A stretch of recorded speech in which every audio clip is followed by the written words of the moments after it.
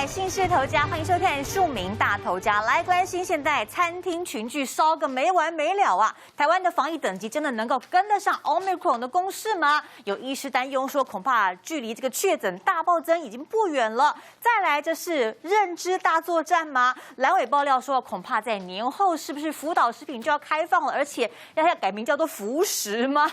好，但是日本的核医专家竟然反对，是怎么一回事呢？我们都要带你一块来关心。欢迎来宾，第一位是立法委员郑丽文，大家好；时事评论员朱学恒，各位大家好；前国健署署长邱淑媞，大家好；以及立法委员高嘉瑜，大家好。好，今天境外移入48例，还是很多啊。落地裁剪的有37例，美国来的28例，可是本土17例，这也够吓人的了。这17例是怎么来的？来看一下整个西提的群聚啊，今天大暴增，又增加了有14例啊，太多了，族繁不及备载，没办法一个一个解释的。那你看指挥中心要怎么追呢？好，再来了，这个呢叫做。这个指标的个案呢，它就是这个之前的确诊的仁爱医院的这个护理师。好，现在确定的是她的男朋友也确诊了。好，再来下一张是17967和17968的确诊者足迹啊。我们刚刚说这个17968是仁爱医院护理师的男朋友，而这17967他是呢亚东医院的护理师，而且他不是专责病房的护理师，竟然会染疫，到底怎么回事？现在要赶快来扩大匡列裁剪，而且赶快公布他们的公共足迹啊！很可怕的是什么？是去过了海底捞火锅店的板桥分店。你看西提群聚烧成什么样子？现在他有去过海底捞火锅的板桥店吃过饭，脱了口罩，所以接下来会不会海底捞又变成一个大群聚呢？这恐怕都是要持续来掌握，让大家感到非常担忧的呀。好，所以呢，现在陈时中部长他怎么说呢？他说有没有未爆弹？我希望没有啦，但是我相信一定会有，让我有点担心。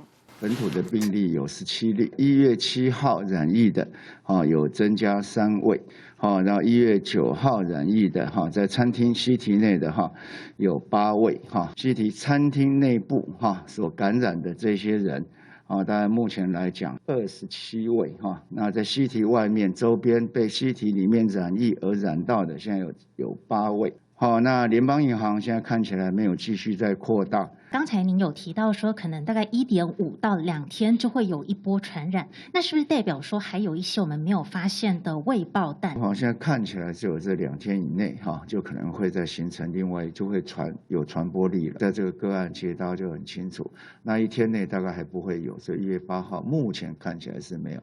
那有没有未爆弹？我虽然不希望有了，但是我相信一定有了。好，那但是因为这未爆弹是能够是爆在剂监所，那当然就会安心很多。好，但是如果是没有被匡列的，还有在阳性的，那当然就要继续的疫调匡列。好，那这是一件非常辛苦的事情。不过以这个疫情这样的一个传播情况，我刚才讲过，好，现在到现在虽然没有看到1月10号、11号、12号的相关的这些被检验出来阳性的，其实让我有点担心。疫情烧进社区，烧进校园，尤其是西提也让这个很多的这个大厂哦，包括像是台积电、联电，现在都要分流上班了。你说这不严重吗？好，陈时中部长说啊，疫情好好控制还是大有可为，不会下令停办尾牙耶。不过，医师潘建志就比较了各国防疫警戒等级的分数，打第3剂疫苗覆盖率啊，将近有50%的德国，他们的防疫警戒现在拉高到了84分，美日新韩等国的警戒分数大约是40到60分，可是用这样的一个标准来计算，我们目前因应 Omicron 分数只有20分呢。因此，潘建志就预言认为 Omicron 确诊数字在台湾指数型大量的增长啊，其实接下来恐怕是很快就会发生了。但这个时候，我们看到的是陈时中部长不推疫苗护照，而且也不限制内用，甚至不停办尾牙，是不是有点太轻忽了呢？李文？对啊，而且就算你不需要全台湾啊，那是不是重点集中在桃园的部分呢？那现在是怎么样？怕得罪选票吗？但万一这个疫情扩大的话，谁要负责呢？哦，我真的是很笨的，还会想到要陈时中负责。再来看一下相关报道。国军33化学兵全副武装，针对重点交通枢纽集结台北车站转运站大规模喷烧。不是都是从机场出来这边吗？对，想说快速通过。Omicron 传播速度惊人，平均每2天就多一轮。有医师预告，农历年前确诊数字将在台湾呈现指数型大量增长。尤其以各国防疫警戒分数来看，第3剂疫苗覆盖率近50%的德国，防疫警戒也拉到84分；以色列、美国也都有50分以上。亚洲国家日本、南韩、新加坡也都有40几分，唯独台湾只有20.37分，排名倒数，太过松懈。我们台湾先进国家里面分数最低的，以目前传播的状况，也许很快就会达到这个要件。风暴前的宁静，但是已经那个坡已经要这样。准备要升起来，演唱会啊，办一些大型活动的限才不是太严格。境外我们现在改成7+7，再加上疫苗接种率这一些全部综合加一加，可能我们的分数比较低，我想这是可以理解的。即使你用很严格的2级，大概都不见得挡得住Omicron。其实什么样子的一个公共场合最容易染疫？当然就是大家一起吃饭的时候。为什么？因为你一定要把口罩拿下来。所以这就是为什么尾牙是不是要取消？有一些是不是餐厅，尤其在桃园的部分哦，那么是不是内用的部分应该要更严格的规定？这就是防疫的一个绷紧神经的概念嘛。但现在通通都没有。那么 Omicron 真的会这样子轻易的放过台湾吗？西提它就是因为餐厅嘛。那现在你也知道，大家去餐厅吃饭，因为前一阵子大家都松懈，根本都没有在戴口罩啊，而且没有在吃饭的时候，谁会乖乖把口罩戴起来，然后吃饭的时候再把口罩拿下来？连去在餐厅里面去上厕所，我看大部分人都不会再把口罩带回去。所以在西提里头的群聚再加14个，总共累计确诊已经高达27人，我觉得也一点都不意外。但是如果因为西提的这个个案，没有引起指挥中心的一个警戒的话，那接下来是不是会使得疫情扩大呢？郑文灿市长说：“哦，这波病毒的感染力很不寻常啊，它就是有史以来感染力最强的 Omicron 嘛，哈。”他说不到48个小时就已经有第2波的感染了，还有很多感染源是没有办法排除的。好，那所以到底要不要提升餐厅的防疫嘛？陈时中还是觉得没需要啦。餐厅的传染源很清楚啊，就是银行员去聚餐嘛，再传给餐厅的人员嘛。所以啊，不需要提升餐厅防疫，别的餐厅都没有事，只有这间才有事。那你们去餐厅吃饭的时候呢，除非用餐，否则都把口罩戴好。问题是用餐的时候把口罩一拿下来，就可能被传染了啊。好，那这样会不会真的太大意了呢？潘建之医师就说，你看看人家德国的防 Omicron 已经把这个警戒拉高到80几分了，结果呢，我们台湾才只有20分呢。根据各国疫情的警戒数据，台湾是发达国家中最低的。所以啊，他认为 Omicron 确诊在台湾大幅增长的日子很快就会出现了。我们真的可以觉得台湾百毒不侵吗？任何魔王来到我们这里，通通都没有用吗？哦，这是会不会太拿我们台湾人开玩笑了？我们的性命跟身体健康开玩笑了呢？好，现在呢，疫情扩大，所以呢，有很多学校不是就停课了吗？这也没有一个标准。有些学校呢就直接放寒假了嘛，有些学校是停课14天，但也有很多学校只停课1天，那这是怎么回事呢？那不同的防疫标准只停课1天够吗？有用吗？那为什么每个学校的标准不一样呢？好，现在餐厅群聚已经开始延烧了，所以呢，桃园市政府就宣布部分学校停课，但是停课就我刚刚说的也是一样，哩哩啦啦，到底是应该要听哪一种的呢？台大公卫教授陈秀熙就说了，疫情现在已经多管道在扩散中了哦，所以已经没有办法去认定传播途径了。这是刚刚郑文灿也是这样讲啊，所以你就应该把匡列对象转为地理范围，譬如说西提几公里之内，或桃机、银行、餐厅，有没有1到2公里之内都要进行匡列裁剪。现在的匡列还是太小了，范围不够。还记不记得那时候双北市长自己超前部署，不理指挥中心就开始进行社区的这个广筛的时候，就一下子筛出一大堆，就每天变成几百例确诊了。好，黄高斌医师也说，现在餐厅的群聚已经是第3波了啊，第1波是1月7号、10号、11号是第2波，15号、16号是第3波，所以Omicron的潜伏期很可能到18号、19号就会第4波。换句话说，它的传染很快速。那这波的染疫呢，要再观察2周。所以为什么呢？这个医师就说，那学校你至少停课也要停课1个礼拜，然后停课1天的，停课1天是什么意思呢？真的是看不懂啊！所以呢，像现在这样子的一个防疫的警戒如此之低，只有20几分，台湾真的挡得住 Omicron 吗？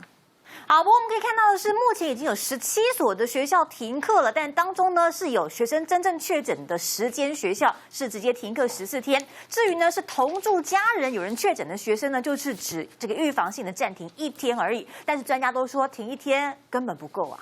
桃园疫情扩大，目前共有17所学校停课，有学生确诊的10所学校停课14天。至于有学生同住家人确诊，共有7所学校预防性停课1天。但就有医师认为，假如学生有同住家人确诊，学生成了染疫的高风险群，只停课1天根本不够。它的潜伏期绝大部分都是在6天以内，所以停课1天的话，可能都还在潜伏期里面，就是1个礼拜哦。那这样的话，可能才能够找到那个还没有发病的在潜伏期的这些感染者。桃园疫情爆炸，就怕风暴蔓延进校园，各县市采取措施防堵，但就不知道预防效用有多少。好，现在又传出有1家5口到西体用餐，除了父亲阴性之外，其他家人甚至是1岁大的小婴儿都确诊了。因此，桃园教育局是深夜里又宣布3间学校要停课14天。好，黄高斌医师就认为说，这一波的染疫恐怕还要再观察2周才知道到底会有多少人被感染，这整个群聚会扩大有多大。而当务之急呢，就是要赶快扩大匡列采检。因此，他认为学校至少应该要停课1周才够啊。我们要请教一下学恒哥了。所以说，家人确诊自己没有确诊的，就全校停课1天，这是在停心酸的吗？没有，我觉得现在的防疫真正的问题在于，我们都是政治防疫，而不是科学防疫。政治防疫的意思就是停1天，在科学上有没有意义？其实没有意义，但是在政治上有意义。我有做哦，这不以后不要怪我，我做喽。所以真正的问题是在于这一波的西体的感染哦，在时间跟空间上都有还没有办法解决的问题。时间上是1月7号跟1月9号都有人感染，而且感染的数量不少。可是1月8号没有，1月8号现在做的不管是隔离或采检都是0确诊的时候，能不能够解释到底为什么？因为9号的人有跟这个工读生有交集，但8号的人也有啊，但8号却没有确诊。而且当你把那一个这个位置图平面图调出来之后，你会发现联邦银行的这一群聚餐呢，是在一个半开放型的包厢，它跟外面的各个桌次，不管是1月7号、1月9号的人，都至少有1个走道以上的距离。而且，我尾牙，我联邦银行尾牙，我怎么可能跑去跟情侣在那边有互动？不可能嘛！所以它中间到底是哪一个环节有出了问题？譬如说，是不是在厨房？是不是在厕所？是不是在中间的任何部分有了疏漏？到现在没有查出来。那如果还有未知感染链或是未知的感染途径的话，我觉得桃园应该要做的就是，那料敌从宽，御敌从严。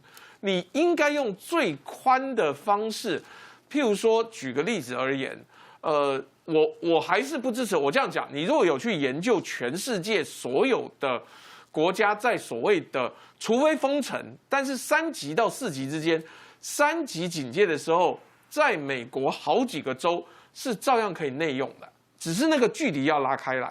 你可能原来可以坐100个人，现在只能坐50个人，柜台这个吧台不能坐人。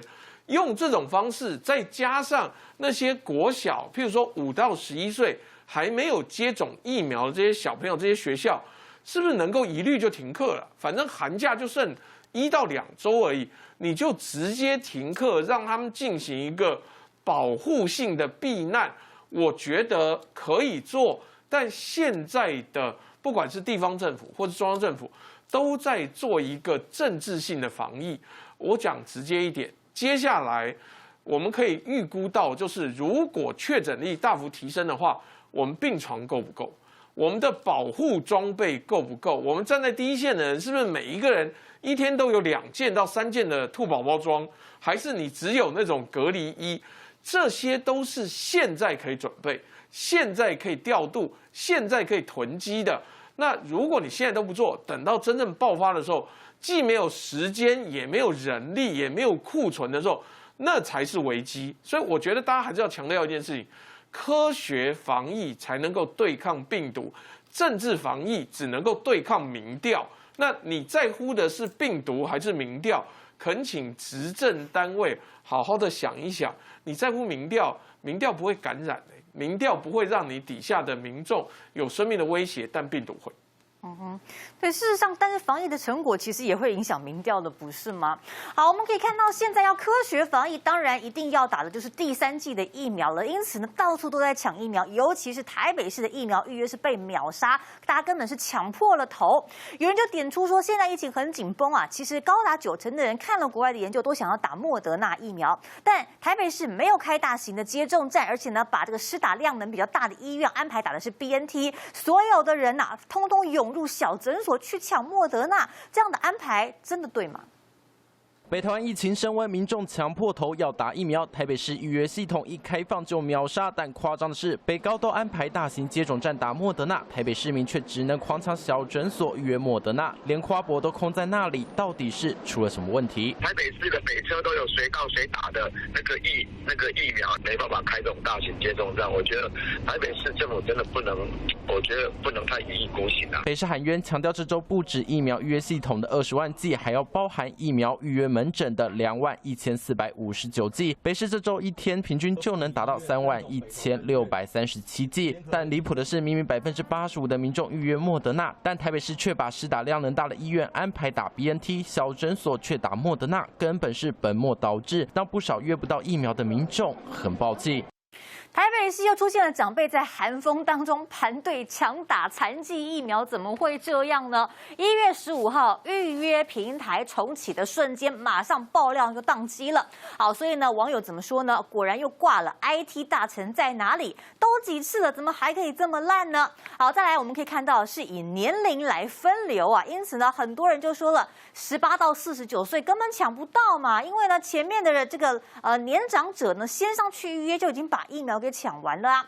好，庄人祥就说啊 ，BNT 也是 mRNA 疫苗，副作用还比莫德纳来得轻，建议大家赶快选打 BNT 哦。所以说现在莫德纳真的是一剂难求啊。但是我们接下来的疫苗真的够打吗？1月15号最后一批的 AZ 146万剂到货了，当然有疫苗也是很好啦。问题是陈时中部长不是说不建议追加剂打 AZ 吗？那他说这批 AZ 可能会打不完，要留着有备无患。OK， 我们当然希望有东西可以有备无患，可是现在大家要打的是莫德纳跟 BNT， 真的够打吗？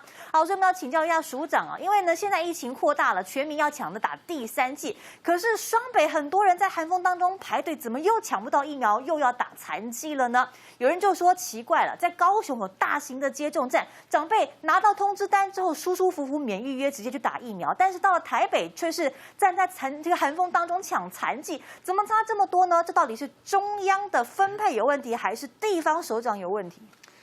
我觉得首先就是中央你要公布你莫德纳分配的数据，相对于你的人口，到底你莫德纳的分配公不公平？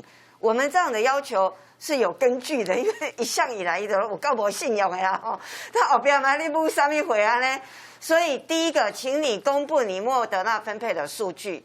那第二个呢，就是当然我也很希望台北市政府呢，对于这个在接种方面，那么应该要做一个更妥适的安排。但是我在想啊，台北市呢，一方面它的人力，另一方面恐怕就是疫苗不够。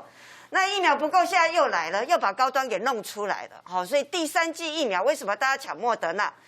因为莫德纳不论是搭 BNT 或莫德纳或 AZ， 结果都是最强的这个表现。那这个最强表现有什么意义呢？第一个，我们长辈需要有比较好的保护力，那这个重症防护，莫德纳是很强。另外一个呢，就是以前其实打2剂疫苗，我顺便讲一下，现在有人在搞旧石器时代的疫苗护照，他拍谁节？什么 Omicron 时代打2剂疫苗，对于防 Omicron 无效。你若讲打2剂唔免戴口罩，也是会使进校园。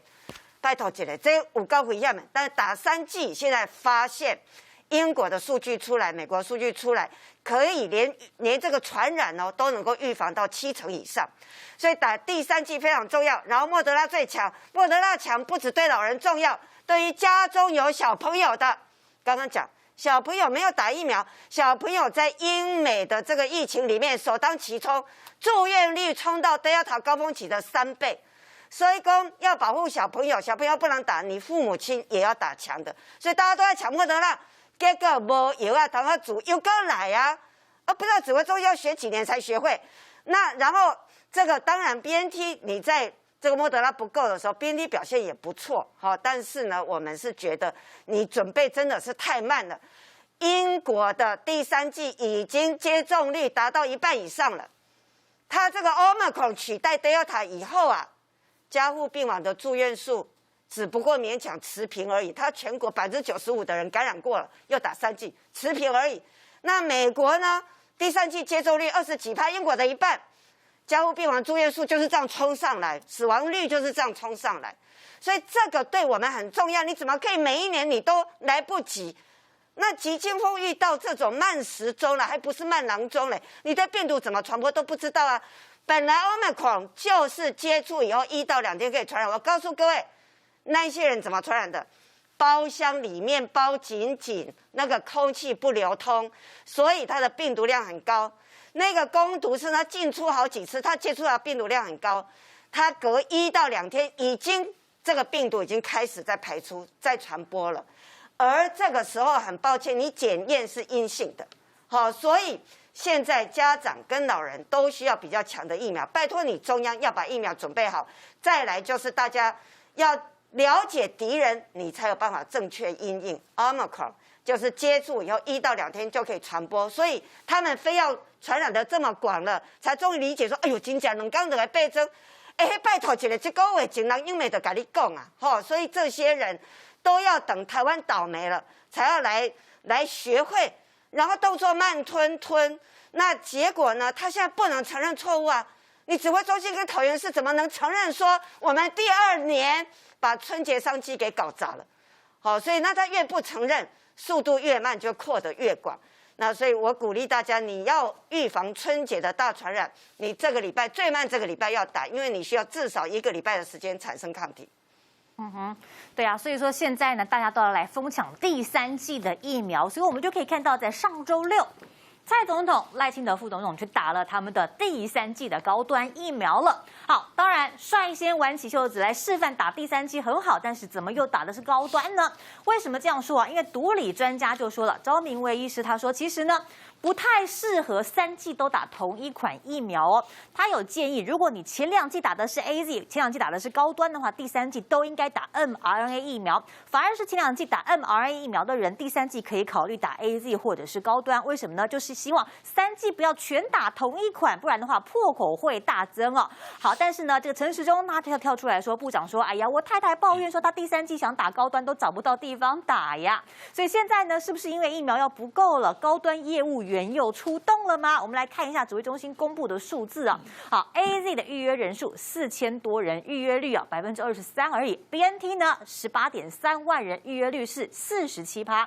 好，莫德纳66.3万，预约率是94%哦。可是第1名 No.1 是谁呢？答案是高端呐，2.2万人预约，预约率高达97.22%，是第1名哎。好，网友怎么说？网友说这是玩数字游戏骗死忠的吗？也有人说这是不是饥饿行销呢？好，所以我们要请教一下这个高委员啊，所以你第3剂也要打高端吗？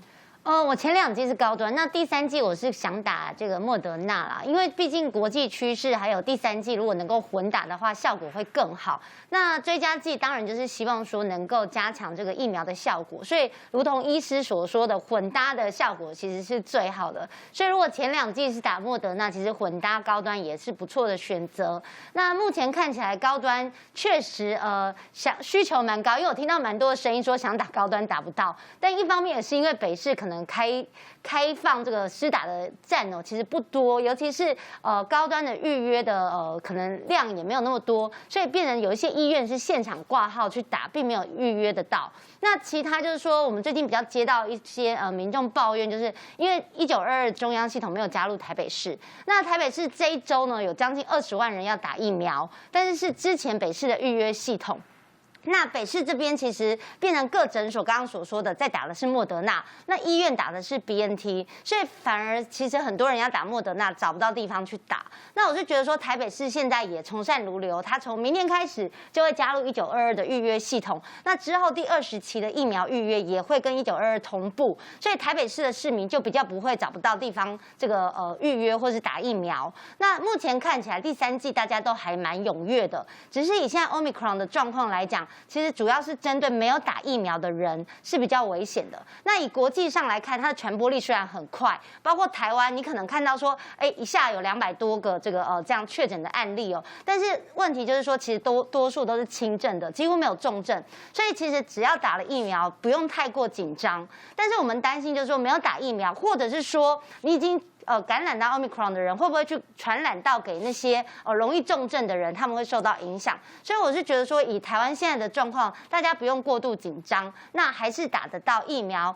只是说这个疫苗的顺序跟时间，随着这个人力啊，还有加开的这个接种站越来越多的话，其实会慢慢的疏解。那我是觉得说，其实很多地方也是可以有那种快打站，谁打谁，谁到谁打的这种方式，例如说人潮比较聚集的台北车站啊等等的地方让大家就是方便说，随时只要看到了我还没有打第3剂，我就可以立刻施打，这样才可以冲高这个疫苗施打率。那甚至如果前2剂都没有打的，也是可以随到随打，对他们来讲其实是更方便的选择。好，我们先休息一下，马上回来。